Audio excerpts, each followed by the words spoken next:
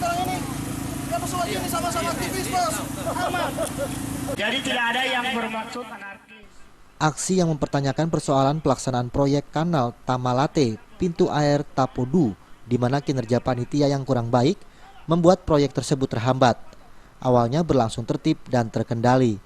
Namun saat salah satu oknum masyarakat mendatangi para pengunjuk rasa yang sedang mengeluarkan aspirasinya di depan kantor Balai Wilayah Sungai, di mana oknum tersebut berusaha membubarkan massa dengan menarik kabel sound pengeras suara pada salah satu orator.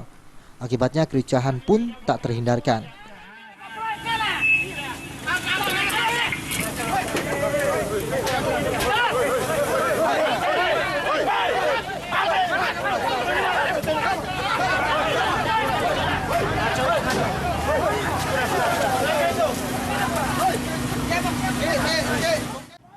Kericuhan tersebut sempat mengundang seluruh pegawai kantor keluar dan melihat kericuhan yang terjadi antara pengunjuk rasa dan oknum tersebut. Dari Gorontalo, Irwanto Ahmad melaporkan. Kalau ingin maju, maju. Namanya laki-laki harus maju. Jangan bawa rakyat, mengatasnamakan rakyat, gila.